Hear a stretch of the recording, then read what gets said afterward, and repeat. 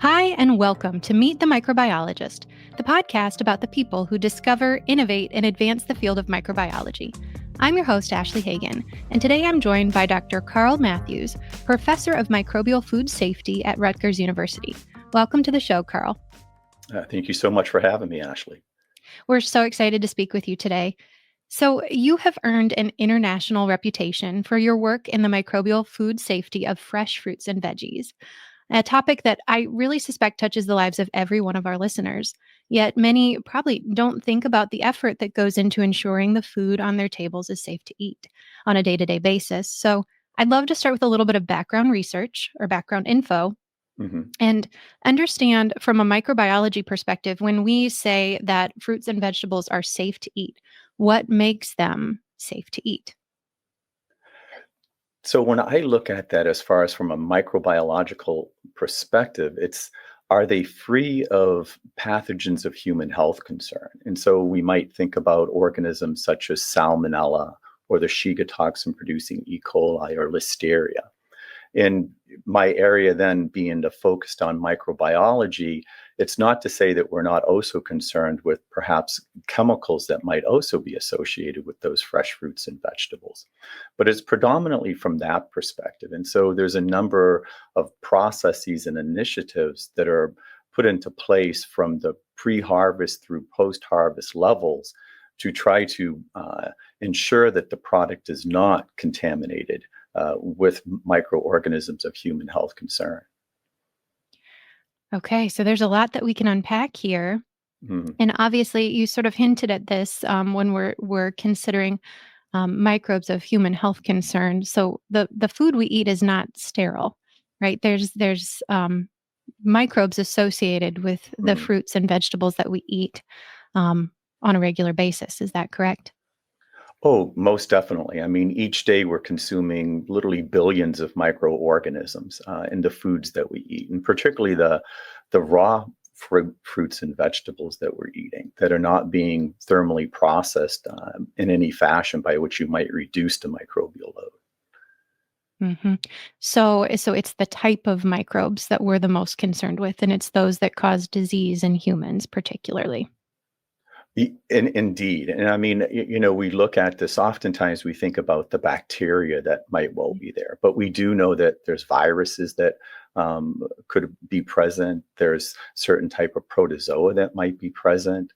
Many of us, know of norovirus, for instance, and the concerns associated with that particular pathogen.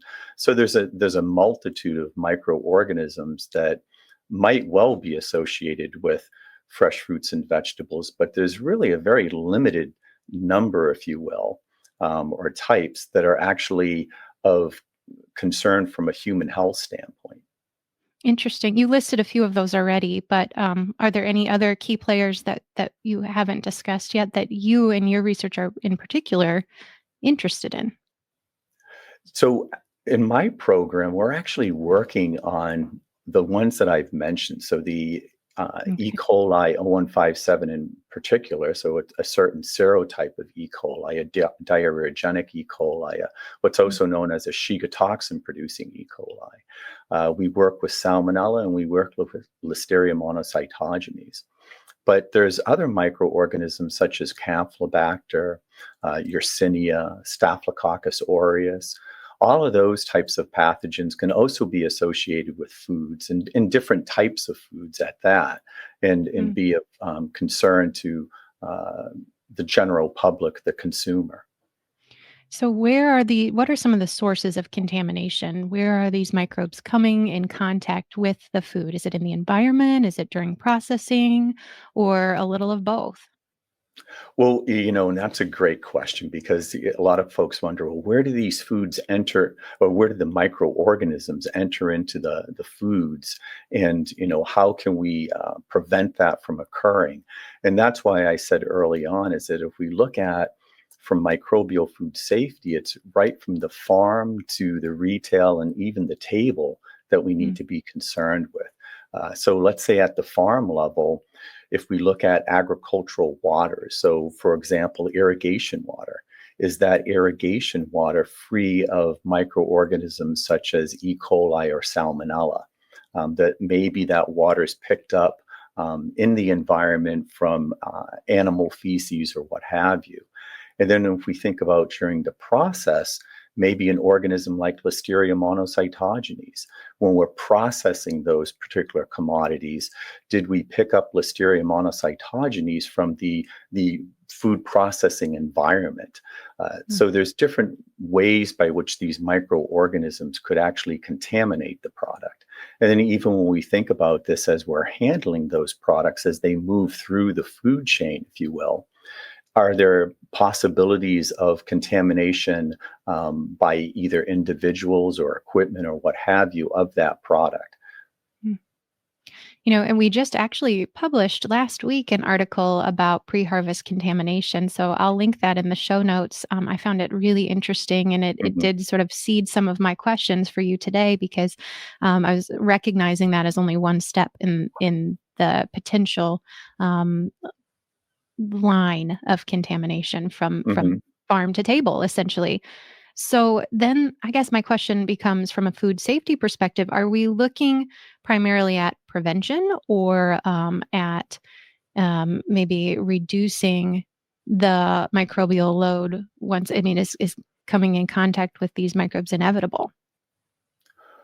So I think the key factor to this is to look at preventative measures. So what Okay. can we do to initially prevent contamination of the product? And so again, if we're talking about fresh fruits and vegetables, that's likely at the farm level, where you Hmm. could pick up microorganisms, as I said, from the agricultural waters, from the personnel that are harvesting the crops, from the equipment. So there'd be measures put in place at the farm level to try to prevent the transfer, if you will, of those microorganisms to the crop. And then as we look at moving along to say post-harvest into the processing level, many times we'll see that, for example, with leafy greens, they might well utilize a water antimicrobial. So, for example, chlorine. So they'll have an additional amount of chlorine added to the water, and that's going to aid in preventing cross-contamination of the product while it's being washed. So that's just a measure that could be implemented there. And then clearly it's looking at throughout that process of ensuring that, if the commodity should be refrigerated, that it is being refrigerated. So if you did have a pathogen of human health concern, particularly a bacteria, that we could prevent the outgrowth of that. So let's say it was there, but in very, very low levels or very small population, that if we refrigerate the product, hopefully we would prevent that population from increasing. So there's all these different steps that one can look at to ensure that the product, hopefully when it reaches the consumer, is, as we've talked about initially, is a safe product for that consumer.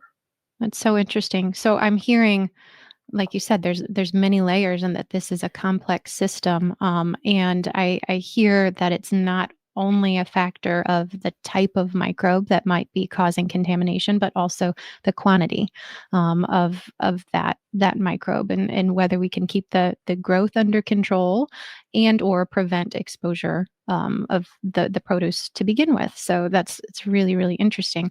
I also noted that you said something early on about the fact that the types of microbes associated with various types of produce can differ.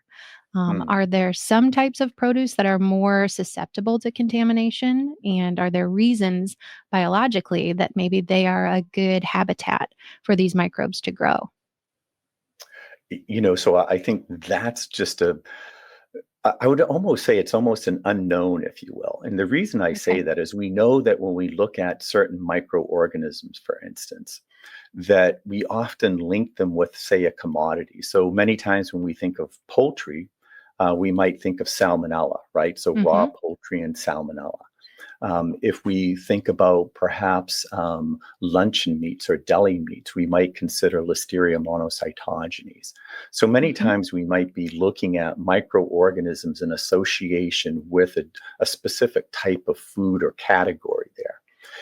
When we think about fresh fruits and vegetables, what we've seen over time is this change, if you will, with respect to the microorganisms perhaps that are of concern. And what do I mean by that? Mm, Just as an example, many years ago, when we were first looking at outbreaks associated with this pathogen I mentioned earlier, Escherichia coli 015787, that was predominantly associated with meat products and particularly ground beef products. Whereas now we know that there are outbreaks that occur with leafy greens in this interesting. microorganism. And so, again, as we go through, and that's one of the things that I find so interesting about food microbiology, is that you see perhaps these shifts, if you will. So, these microorganisms that maybe initially weren't associated with a given commodity, we're now finding there. And, Mhm. there's different approaches perhaps to how we control those depending upon what might well be the source of those microorganisms. So, for Mm. example, are they being shed into feces of an animal? And then does that feces subsequently get used as a manure? And is that put onto a field, or do you have runoff where the organism might go from the manure, if you will, into the water, and now subsequently are we utilizing that as an irrigation water? Hmm. Do we have clues as to why these shifts are occurring? Is it a change in maybe the agricultural practices with the disposal of feces, and maybe I don't know if there's associations where the crop is being grown closer to animal farming, or if there's any other reasons that we think this shift might be occurring. Well, one of the aspects you've actually mentioned here is, the close proximity in some instances of the crop production being Mm, particularly those crops that are going to be intended for human consumption, like the leafy greens, for example, perhaps mhm. being in close proximity to some type of an animal farming operation. And so there, are we looking at the potential spread of the microorganism into the environment and then ultimately contamination of the crop? The Mm. other side of this too is that we think about it is that are we changing the way in which we're producing these crops? And so does that have any impact? And what I mean, are we Mm. going to areas where maybe the crop was not previously grown and now we're growing it in those areas? And are we running into some challenges with respect to that?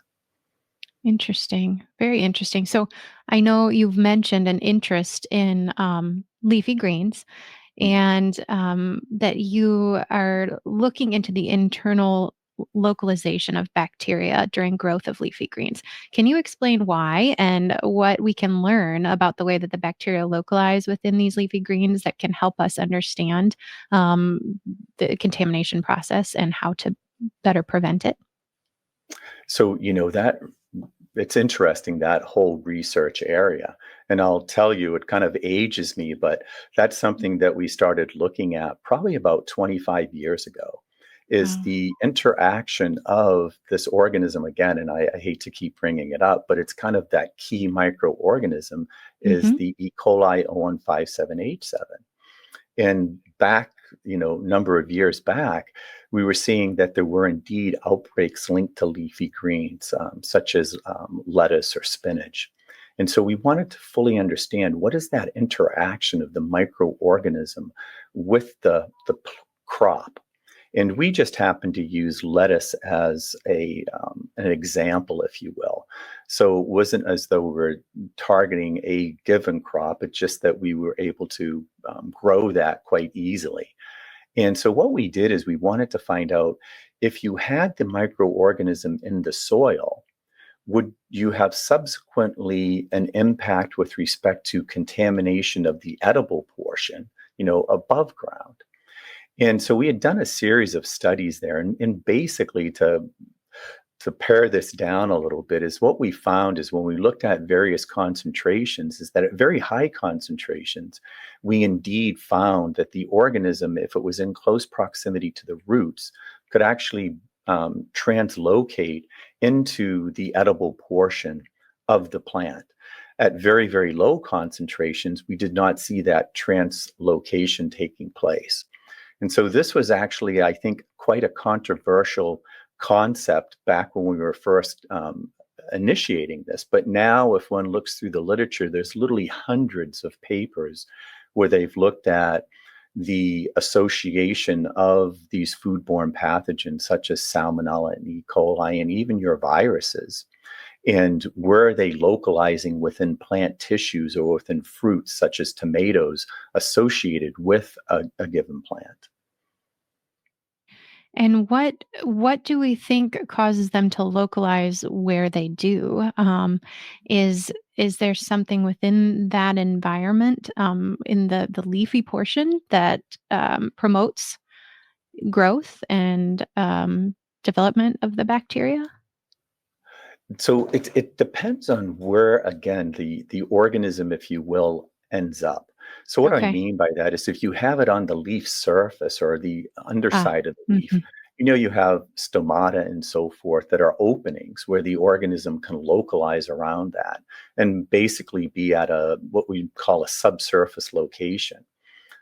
You may well have instances where if you did happen to have a high concentration of the organism in the soil and you had some type of a break in the root or some type of a damage to that, would they be able to be taken up through that fashion? So this isn't something that I necessarily, from the standpoint of root uptake, believe is a highly significant concern, but it's something that we should be aware of that potentially could take place. I think what's more interesting, perhaps, is that if you do have a deposit of the organism on the leafy surface, does it then end up in a subsurface location where at that point it would be difficult to, for example, inactivate? So let's say you were utilizing, as I said before, some type of an antimicrobial in your water, such as chlorine. But the chlorine would not necessarily, that chlorinated water would not necessarily be able to reach where that microorganism was at, and it wouldn't inactivate it. Interesting. And then I guess the question becomes, if it's not reaching where the microorganism is located, if that's not a portion of the plant that's being consumed, um, are we as concerned about its presence? Well, and that's just, I think that's the unknown. So, Okay. in other words, we, as I said before, when we're looking at this, and many others have investigated this as well, if you had very, very low populations of an organism and you were looking at the ability of the plant to Mhm. uptake that, would you be able to find it if it was there? Hmm. And so that's the other question, is that, well, maybe it's there, but we're not able to detect it. But I think, as I said before, I think it's more important that we, look at, well, what's potentially coming on to that leaf surface, Mhm. and then how do we control that? So, and that might even be we're looking at, if you're utilizing overhead irrigation, you would stop doing overhead irrigation and you would be doing some type of a furrow irrigation or a drip irrigation. So Mm. just looking at these different practices that could be put into play to reduce the exposure of that edible portion of the plant if there were microorganisms, for example, present in the irrigation water. Understood. Okay, so we've talked a little bit about the sources of contamination as well as the key players in some of these contaminants. I would love to spend time now talking about some of those methods for prevention and or treatment. You've mentioned water antimicrobials, and I know this is an area that you are interested in researching. And you talked about chlorine. Can we dive a little deeper into this and into the research going into these water antimicrobials? How do they work? How are they applied? And what are some of the pros and cons of this technique? So, I'll kind of give you a little story surrounding this, if you will, and what we're looking at with respect to some of the antimicrobials that could be used in food processing. If we look at a lot of the processing of foods that are taking place, not only here in the United States, but globally, many times what will happen is they're utilizing some type of a water antimicrobial. And I stress that because oftentimes these antimicrobials are added to the water to control the microbial load in the water. So ultimately, you're not basically putting on water and putting on a whole load of microorganisms along with it. And also you can prevent cross-contamination through that. So here in the United States and elsewhere, we'll often put additional chlorine into the water. So let's say we're increasing the chlorine concentration to 20 parts per million or 50 parts per million. Or maybe in poultry processing, they're utilizing peracetic acid. And so these are two common antimicrobials that are being used. And what we wanted to do is we wanted to find out, well, could we utilize some other types of methods that might well control microorganisms on the commodity itself. And that's where we started looking at photodynamic inactivation and coupling that with the use of a photosensitizer. And in this particular case, the photosensitizer we were using was curcumin. Okay, let's talk a little bit more about that because that sounds incredibly interesting. So, so I understand how you got here. What are your findings with that photosensitizer, and how is it applied? And what do you see in terms of its effectiveness? So what we initially did is we wanted to work with curcumin. And the reason for working with curcumin is that it's naturally used in foods as a food dye. It's also as a flavoring agent and so forth. So it's there, and it's being used not just in the United States but globally. And so what we thought we would try to do is to see, well, if we utilize this compound, could we have like an additive effect to it? So if you apply certain wavelengths of light, you can inactivate microorganisms. But if you apply that wavelength to something like a photosensitizer type molecule, curcumin, you could generate singlet oxygen molecules. And those singlet oxygen molecules would act like little explosions on the cell membrane and basically blow it apart and therefore inactivate the organism. So what we did is we looked at the ability of this to inactivate Listeria monocytogenes, Salmonella, as well as E. coli O5787. So these Shiga toxin producing E. coli's. And what we did indeed find is that it was very effective, and we looked at it in comparison to peracetic acid use in the poultry industry, and we found it to be equivalent, at least to treatments that we were utilizing on poultry skin, with inactivation of the microorganisms such as Listeria on the poultry skin. So is really exciting from that standpoint there to find something that I hate to say natural, but one of these compounds that we don't think about from that chemical spectrum of, let's say, a peracetic acid or a chlorine. Yeah. So, are there advantages to this? 'Cause, I mean, that's amazing and very exciting research. Are there advantages to this over the water antimicrobials, either from a cost or health standpoint? So, with respect to that, and that's where it gets, I guess, if you will, somewhat.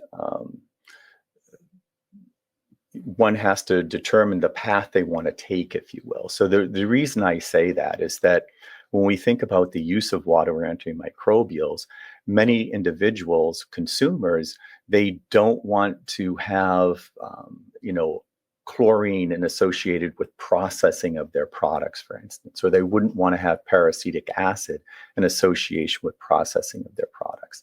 And in many situations over in the EU, they don't want to consume poultry, let's say, that's been processed with chlorinated water.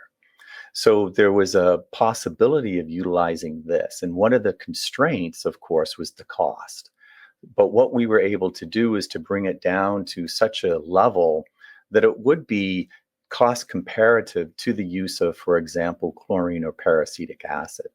I think the biggest challenge here is looking at the investment that one would need to make, perhaps, and putting together their processing system to include, let's say, a light tunnel where you'd be able to, expose this chemical agent or this curcumin, if you will, to that light, and therefore generate the singlic oxygen. So there'd be some cost with respect to equipment and so forth like that one would have to put into it. So cost on the front end for the initial setup, in order to scale up Mhm. this type of treatment. Um, Quick question about the chlorine treated water. Does that have any impact on flavor? Is that one of the concerns and why some producers are not wanting to sell chlorine treated products? I believe at the concentrations that are being used, there's not an impact on Okay, flavor.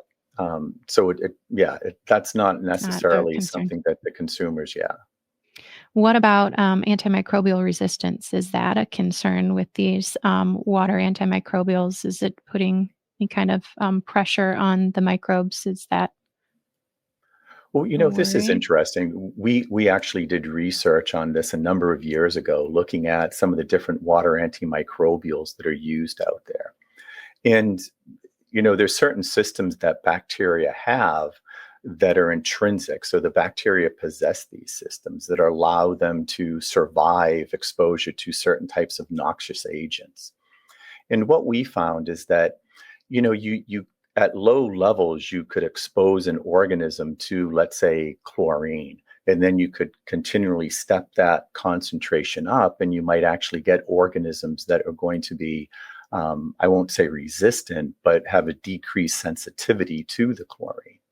But I think in a food processing environment, it's probably unlikely that that's going to occur. And that's one of the reasons why we've been able to utilize, when I say we, the food industry has been able to utilize chlorine globally for so many decades and still find that it's very efficacious in the control of microorganisms. When I look at the research that we've done with curcumin, one of the strengths of the curcumin as well is that it's unlikely that you would see resistance to that process, because what you're doing is you're generating singlic oxygen, and that's what's causing the inactivation of the microorganism. Yeah, that makes sense. So, are there other photosensitizers that you might be considering investigating in the future? So I think our focus will predominantly be on curcumin, but there's many, many other photosensitizers that are being used, and actually in clinical settings as well, where they're utilizing photosensitizers. And there's even new research looking at the use of photosensitizers in dental medicine. So you're trying to control dental caries and so forth like that, where you'd basically have, if you will, a wash that would have the photosensitizer in it. You would swash it around in your mouth, and then they would come in with a light and expose it and perhaps inactivate the microorganisms that are associated with certain types of dental diseases. Very, very cool. So it sounds like there's plenty of research indicating that this treatment is effective. I think then my next question would become what's next for your research? What's next for curcumin? And what do you envision from here? If we know it works, is it about scaling up or investigating additional pathogens? So where we're heading right now with this is that we're looking at, well, what might be different applications of utilizing the curcumin, this photo dynamic inactivation. And where we're looking at it is on food contact surfaces. So the control of perhaps microorganisms, biofilms on food contact surfaces such as stainless steel. So we're looking at that with microorganisms such as Listeria monocytogenes and Salmonella to see, what type of a process one could put in place that would be efficacious, cost effective, and wouldn't have a negative impact on the foods that are being processed. And the negative impact here would be that you'd want to have a concentration of your curcumin that's not going to cause an off coloring or an off flavoring of anything that it came in contact with. And so those are some of the challenges there, but that's where we're heading with this. The other research that we're doing aside from focusing in on the poultry, is to look at cold smoked salmon and the control of Listeria monocytogenes associated with cold smoked salmon utilizing the photosensitizer curcumin. Very, very interesting. So, what kind of discoloration? Is there a discoloration that happens when the concentration is high enough? Well, when it's high enough, you can get discoloration occurring. What we noticed, though, in our research with the poultry, where we were applying it to not just the poultry skin, but to the poultry muscle, where you might also have some deposits of fat and so forth, is that you got a slight discoloration that was uh, barely noticeable to the eye. Uh, but when we went ahead and we analyzed it with light meters and so forth, you could detect this. But Hmm. what we then noticed is that once you expose it to the appropriate wavelength of light to go ahead and activate it to produce the singlet oxygen, that it then reverted back to its initial color. So there was no Wow. color change that the consumer would be concerned with. And so again, all of these things are nuanced, and I think one has to look at, how you would apply this to concentrations, and so that's kind of where we're heading now. Very, very cool. So I'm noticing that this is a little bit of a deviation from fresh fruits and vegetables that you're looking at applications in the meat and animal product industry. Why is that? Is it because of the crossover of the pathogens you were interested in, or how did you venture into that space?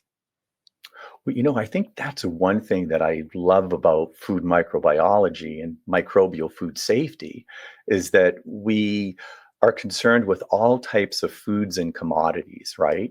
That Hmm. might well be presented as a concern for human health if they're contaminated. And so this process, when we first started doing it, indeed, we did do it in with poultry, but it's something that we could also apply perhaps to the fresh fruit and vegetable industry. So where we're treating the products, and I'll just use an example. If you did an immersion of tomatoes, for instance, then you could bring them, and that immersion would be into a tank, let's say, or a spray application of your curcumin. And then they would just go along the conveyor belt and be exposed to light, and you would have that whole process right there. So I think there is application into fruit and vegetables as well. Yeah, definitely.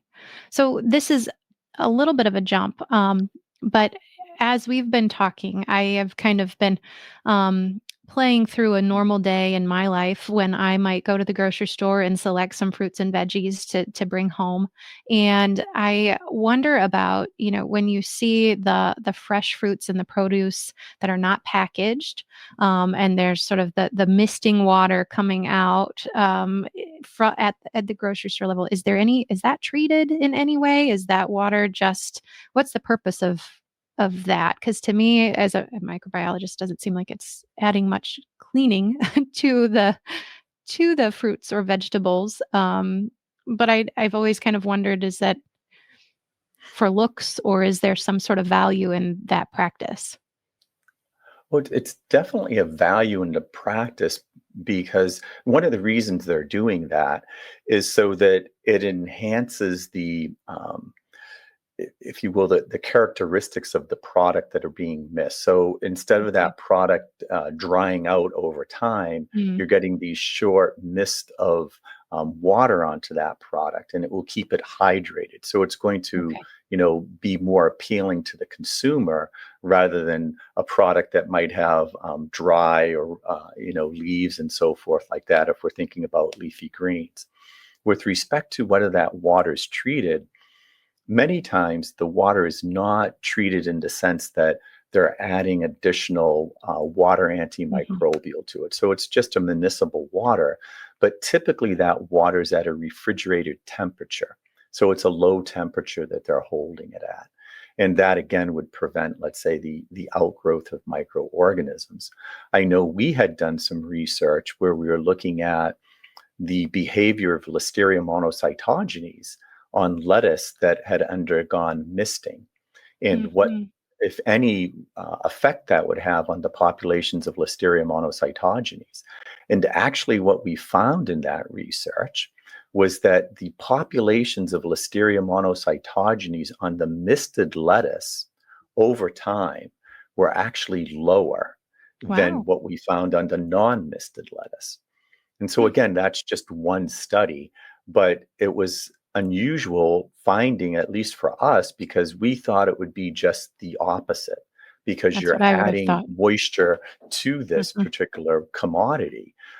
So one never knows. You have to do the research to really find Mhm. out, what are the impact of some of these treatments? Because I think, most folks might have thought initially, as we did, that, oh, this is going to increase that microbial load. Yes, that's what I was thinking, and it was a sort of a couched that assumption in my question. But I also thought it either would um, spread, by nature of splashing and or just not reduce the population load. So that's very interesting. You think the reason for that primarily has to do with the temperature of the water? Is that what you were concluding? Well, so we weren't quite 100% certain on what, Okay. if there was any one given factor, but Mhm. it might have been the fact that by doing that misting process, what we noticed on the commodity was that the commensal microorganisms, so those bacteria that are often associated with Huh. spoilage, they really didn't change much. And so, what we were thinking is that perhaps what's taking place here is you've got almost like a competitive exclusion process Hmm. where the microorganism, i.e., this Listeria monocytogenes that we had inoculated onto our lettuce, was not able to really have an opportunity to start outgrowth, if you will, on those products that were being misted. Interesting. Mm. Very cool. Um, so when you take lettuce home from the grocery store, you may take it home either pre-washed or not. If the packaging says pre-washed, in your professional opinion, is that safe to eat? Can we assume it's Yes, safe to eat? Okay. and yes, I would say one of the concerns there is, for instance, if you have a pre-washed bag of baby greens, for instance, Yeah. and then you put that into some type of a tank or what have you, a bowl, and then you're going to go through and Hmm. wash it, or you're putting it into a colander and you're running it under the water. Are you Hmm. potentially contaminating it if your sink is Yeah. actually contaminated? So I think Mhm. that's one of the concerns there. It's so interesting. So, what should the average consumer do with their produce when they get home? Fruits, is there a process besides rinsing? I mean, because again, you could be concerned about the contamination in the sink. What is best practice? I think it depends upon the commodity that you're Okay. working with. And Hmm. so I say that from the standpoint, as you've brought up here. So if you have something that's pre-washed, then go forth and utilize that.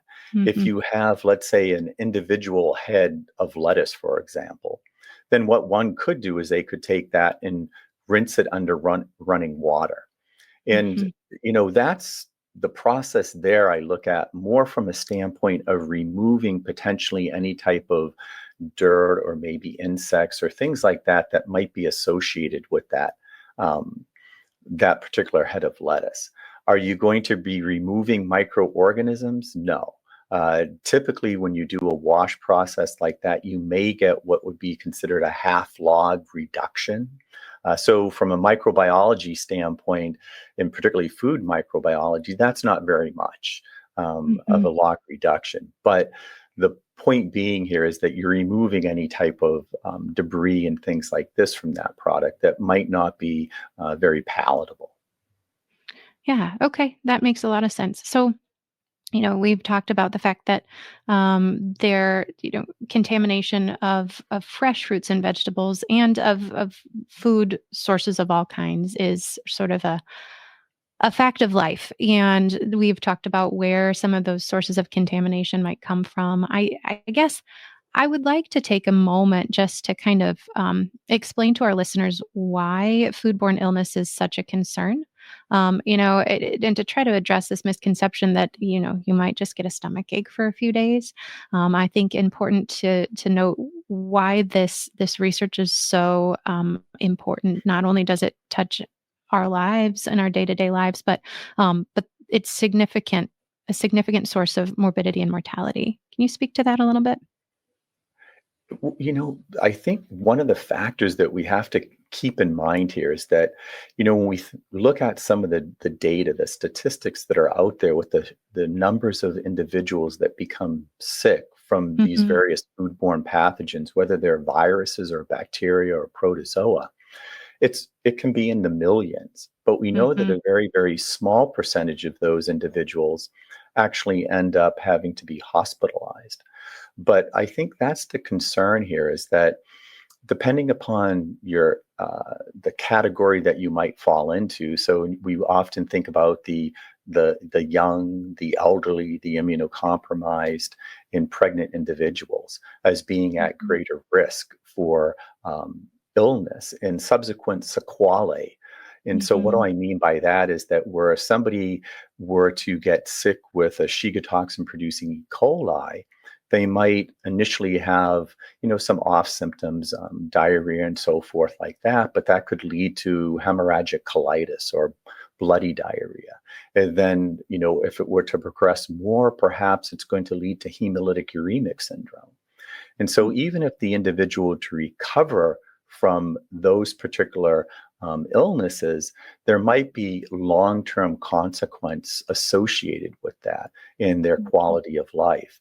The other side of this, too, is that I think we really need to look at it from a global perspective. So, we're very fortunate here in the United States and many other areas of the world where we do have a very robust food safety system. And that's something that we should really appreciate. But many times when you get into other countries and so forth, they may lack the resources to implement that. And again, that's where one can run into some of these very, very severe consequences associated with an illness. Hmm. Yeah, that makes sense.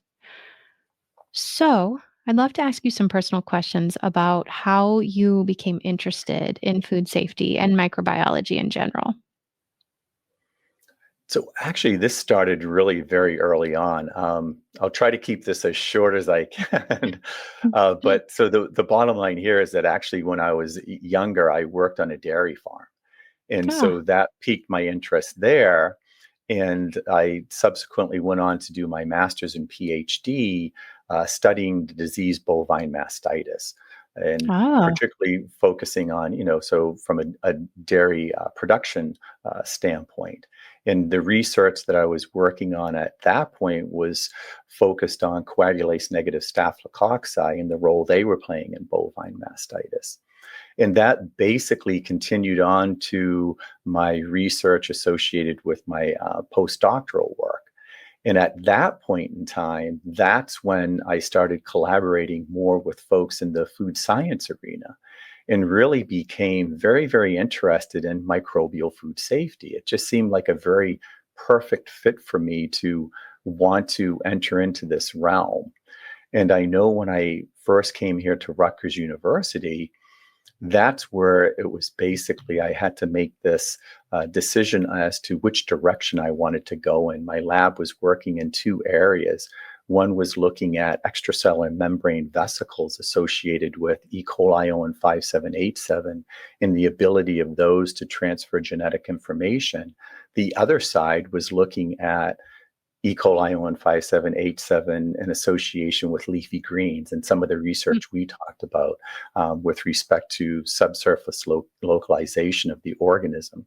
So that really led me into this whole realm of, where we're at now, this winding road that I've been on of investigating factors that influence the safety of our food supply. And with this common thread, if you will, that's run through it, is that of produce safety. Yeah, absolutely. So, what do you think then is the biggest need for when it comes to research and development for food safety over the next 5 to 10 years? Because you've been in this field for a while, and I'm just curious what you see for the future here. I think when one looks at this, we have so many tools at our disposal. And one of these things, and it's already being utilized, is that of AI, so artificial intelligence, to help us, whether it's at the farm level or processing level, to determine risk assessment, if you will. The other thing that we're very fortunate is with some of our molecular techniques that are now available and reasonably cost. So if you can do whole genome sequencing and things like this, next generation sequencing, if you will. So there's so many different, I think, opportunities now where folks can utilize this information in different ways in which we were previously able to utilize that. And so I go back to the old days of microbiology, where we used to refer to the shake and plate method. So you'd get your sample, shake it up, plate it out, and see what you have. Whereas we've moved beyond that.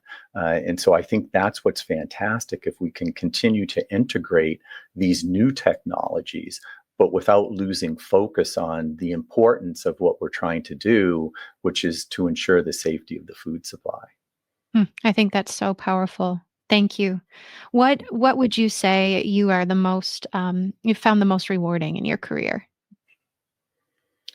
I think the work that I've done internationally, I find very, very rewarding. So I've gone to a number of different countries and conducted either research in those countries, or I've conducted programs of training individuals when they're processing their foods to ensure that they're safely processed and handled. And so I find that that's very, very rewarding. As I've gone throughout the world, whether it's in India or Thailand or the Philippines or over to Rwanda, those are things that really quite interest me. And I see sometimes when I do that work, the differences between the United States, if you will, and being very centric to what we're able to do here, and perhaps when you go to other countries and what they're able to accomplish there. So I'm just happy that I'm able to perhaps help just a very small, bit to aid in securing the safety of their food supplies as well. Yeah, that's wonderful. Are there differences that you've seen in local produce, local fruits and vegetables? Anything that surprised you in terms of like a microbial relationship with a particular food product, or a food product you maybe didn't know about prior to your trip and investigative work internationally? I think what surprised me in some sense is if you look at maybe some of the production practices that were being utilized. And Mm-hmm. one of these things that I found when I had gone to various countries is perhaps the utilization of antibiotics Mm, within, food production and crop food production in particular. So not mhm, animal food production. And that surprised me a little bit. And it's not to say that, various countries have regulations that do indeed permit for certain circumstances the utilization of antibiotics to prevent certain plant diseases. mhm. But that was one thing that I guess caught my attention there. Yeah, and serving to propagate antimicrobial resistance.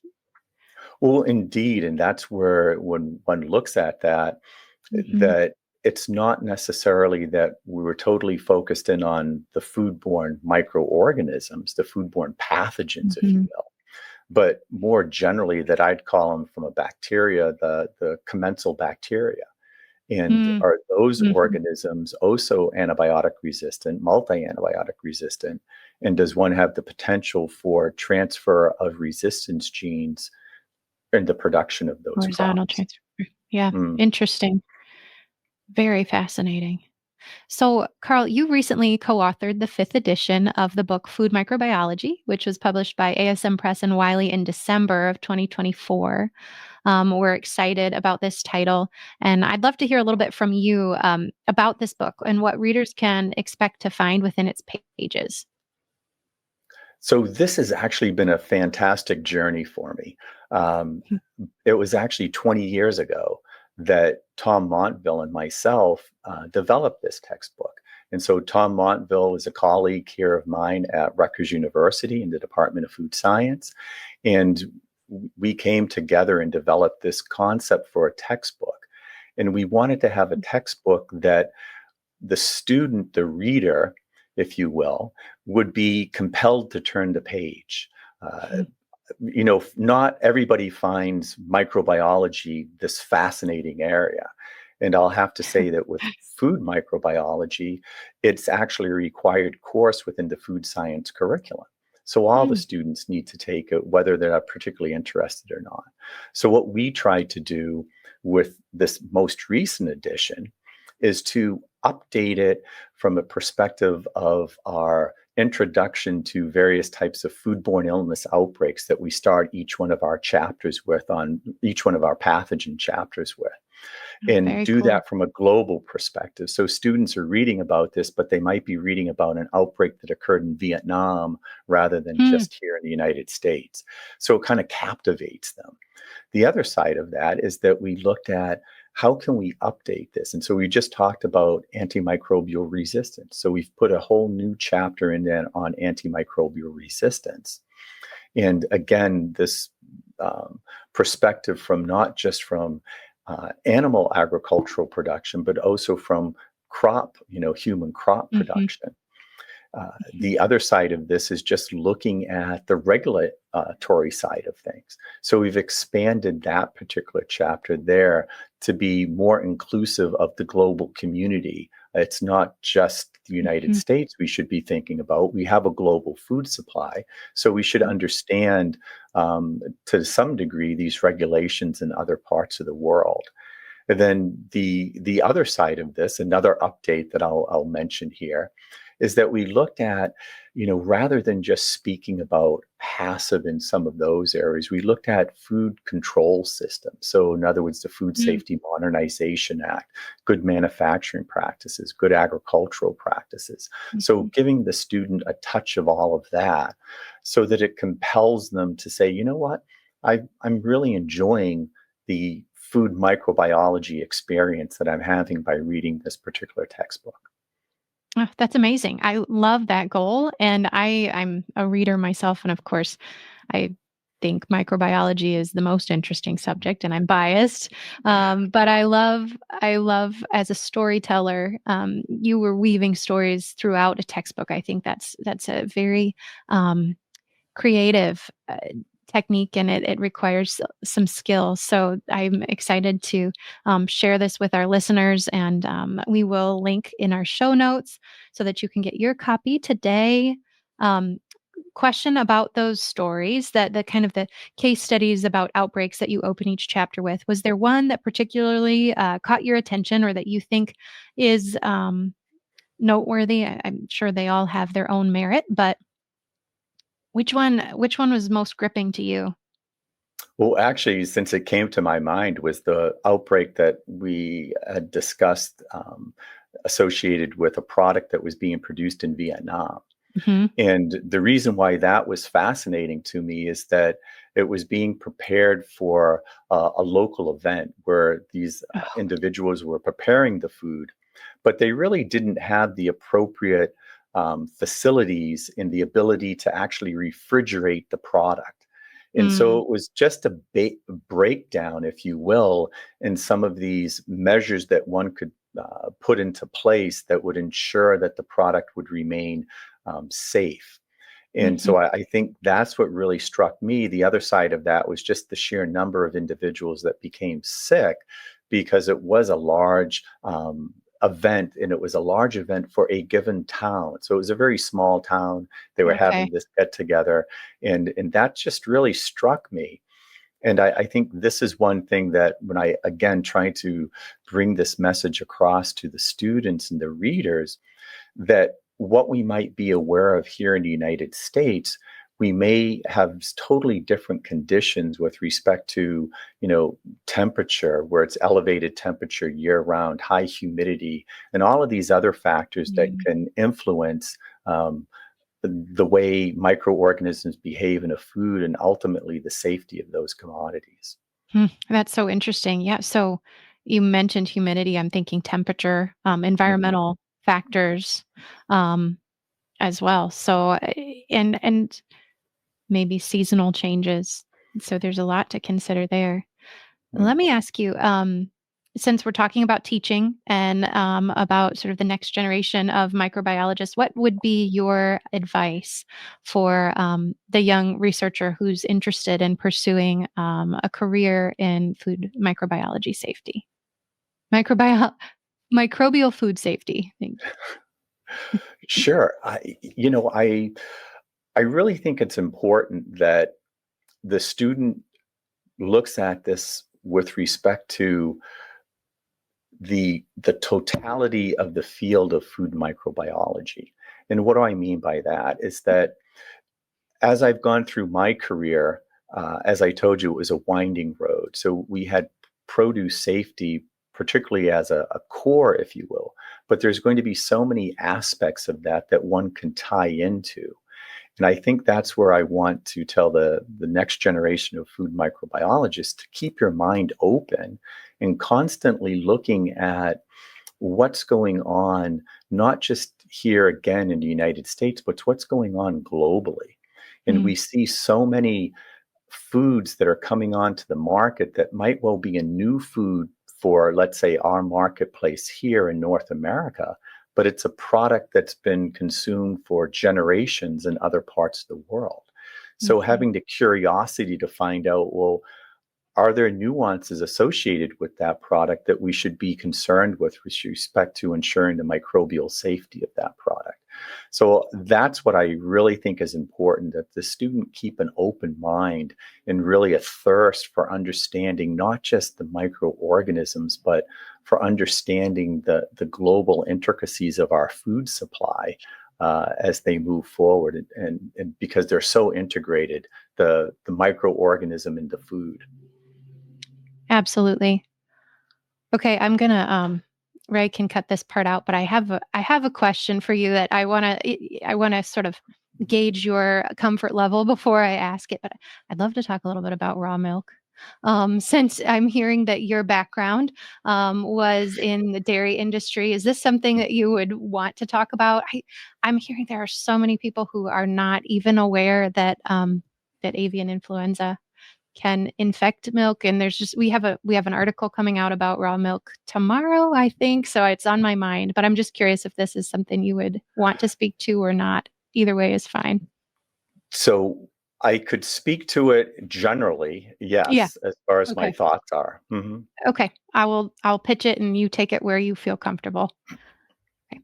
So, hearing about your background in the dairy industry and dairy research, I'd love to get a little bit of your knowledge on the safety of consuming raw milk. So I'll start off with maybe a piece where we had mentioned before. I actually worked on a dairy farm milking cows Mhm. when I was younger in my teens.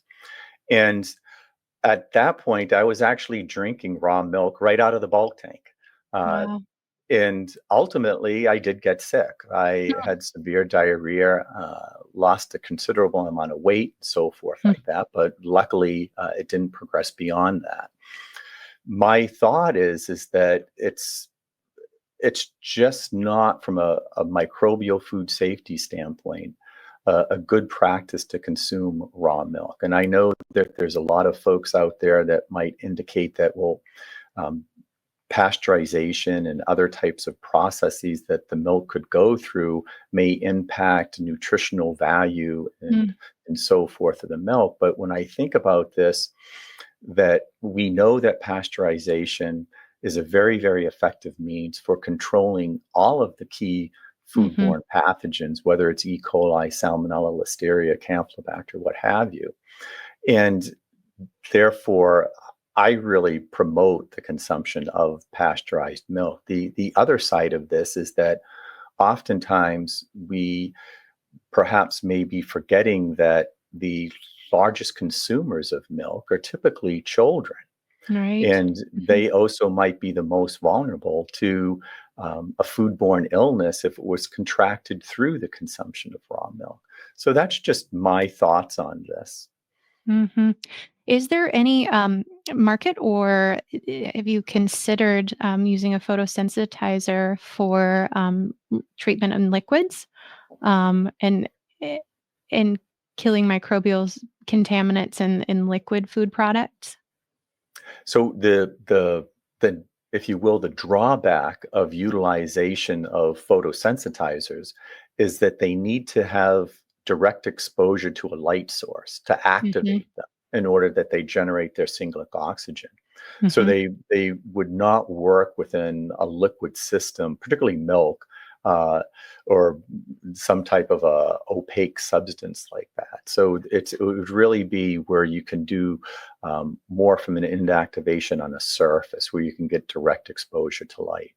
Got it. Okay.